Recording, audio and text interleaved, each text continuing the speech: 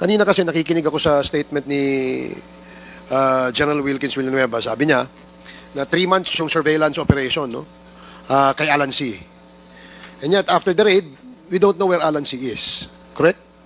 So, wala na tayong idea ano nangyari sa kanya, saan siya napunta, siya ba'y napatakbo, siya ba'y nakatakas. Pangalawa, it was a big operation on a certain Mr. Johnson Chua, who is a known personality, no? And malaking operation yan, meaning lahat ng intel nyo, ginamit nyo, lahat ng surveillance na ginawa nyo. But apparently, after the raid, nawala na rin si Johnson Chua. No? Ngayon, doon sa tanong ni Congressman Adjong about the 11 Chinese, no, na nando doon sa Arlene apartment, di ba? Nabanggit mo yun, sa Arlene apartment. Inaresto ba sila? Hindi ko alam kung paano inano ni Carillo yon, Mr. Chair. Kasi kasama si Colonel Quedato Carillo was under sa you. logbook. Si Carillo ay under sa'yo, no? Yes, Mr. Chair. And does he act upon your orders or he acts independently? Yun na kasi yung follow-up na dapat doon sa Arlene apartment, Mr. Chair. So, I surmise na they were invited for interview, Mr. Chair. But since napakarami ng hawak ang PIDEA during that time, is ipinasok namin sa Bureau of Immigration para doon mag-conduct na investigation, Mr. Chair. It was upon your orders na tinurn over ito sa Bureau of Immigration. Yes, Mr. So, Chair. I'm sure, dahil tinurn over mo yan, meron kang record of turnover, no? I believe so, Mr. Chair. So, do you have a copy or does PIDEA have a copy of the records of the turnover ng mga Chinese dun sa Bureau of Immigration? Do you have that? Only in the Blatter report, sir. Only the Blatter report. So, hindi tuloy natin malaman saan tayo mag-uumpisa, no? Yun nga, Mr. Chair, it's vital na matanong natin yung kung sino in charge doon sa BID, Mr. Chair, on January 1, 2005, Mr. Chair. Sige, kasi sila lang ang makakasagot doon, Mr. Chair. Ma-access naman natin yan. So, it's just that parang mahiwaga lang na nakawala yung malalaking activities na supposed to be under your eye, under your watchful eye, ika nga, no? Kasi sinurveillance nyo itong mga to. Si Johnson Chua, si Alan C. And then ngayon, no one knows, no one can tell us where are they. Do you have any idea kung nasan sila? Yung information, sir, is Johnson Chua immediately went to China. After nung sa raid doon sa Tumoy. But diba, he was under surveillance ninyo eh. Paano nakalusot sa inyo yun? Paano nakatakas sa inyo? If he was really under your surveillance? Yun nga, Mr. Chair, dahil kokonti lang talaga yung less than 20 lang kami noon, Mr. Chair, sa PIDEA. But yung PNP, hindi ba joint operations? Yes, Mr. Chair. After the operation, the Dumoy, nagbalikan na. So ang naiwan na lang is AIDSOT na lang, tsaka kami. But who was doing di niyo ba kinontinue yung surveillance? Yung surveillance, Mr. Chair, halos twice a week pinapasok sa akin or every day. Sige, anina lang natin yan. Explore natin ulit yan pag mahaba yung panahon natin. So, Congressman Acop, you're recognized? Yung theory ko, iba po dun sa theory ni Honorable Adjong. May I know, General Villanueva, you said that the big officers from Manila came to Davao. May I know what date they arrived? January 1, 2005, Mr. Chair. January 1. Nangyari yung mga raids December 31, gabi. Would that be correct? Yes, Mr. Chair. Tapos January 1, immediately, nakarating yung mga big. Yes, Mr. Chair. Sino kaya nag-report sa kanila yung pangyayari? Mr. Chair, ako, Mr. Chair. Actually, Mr. Chair, in-report ko na agad kay General Abinido yung Mr. Chair prior to the implementation of search warrant. Yeah. Ang sabi nga sa akin, Mr. Chair, is wag muna at New Year yan. Okay. Yun lang po ang gusto kong pakisagot lang po yun. Now, a certain Carillo is a member of your unit then? Yes, Mr. Chair. Yes. Ang hinahanap ni Honorable Adjong yung 11. Tama?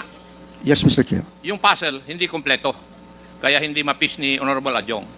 Even myself, I cannot piece or complete the puzzle. Why? Because there are certain pieces that are missing.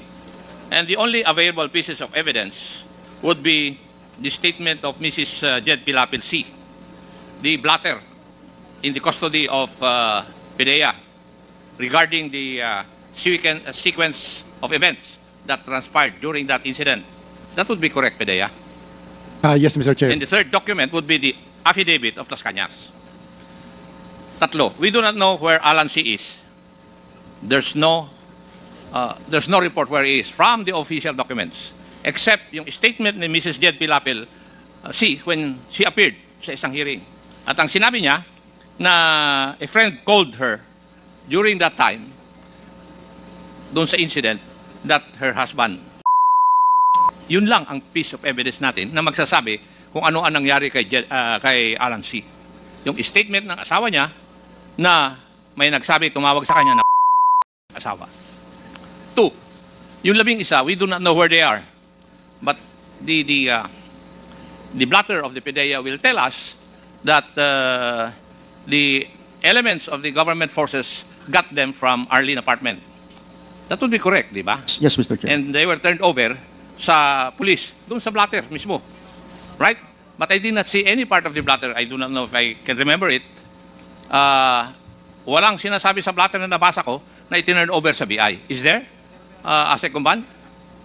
There is a note here, sir, that it was turned over to BID. Yeah, pero hindi sinabi kung sino sa BID ang tumanggap. Yes, sir. No name, sir. Yes. Mr. Chair, your Attorney Conte is asking for... Mr. Chair, Okay. Yes, you're excused. So yun ang magpapatunay, yung 11 na sinasabi ni Honorable Adjong. Tama? Na na-turn over sa BI. Yes, Mr. Chair. Yes. But in the affidavit of Las Cañas, meron pang nawawalang 10.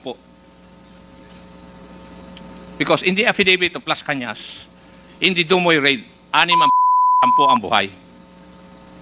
And the 10 persons who were alive then were turned over by Carrillo to Las Cañas. And according to the affidavit, gusto pa ngang sumama ni Carrillo para daliin yung 10. So yun ngayon ang supported by documents.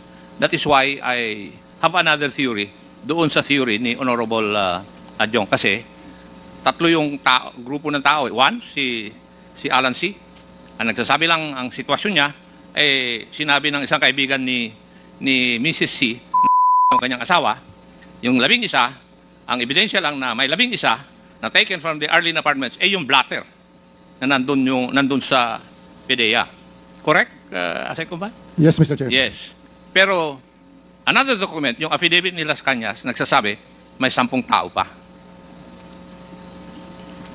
What can you say about that, General Villanueva?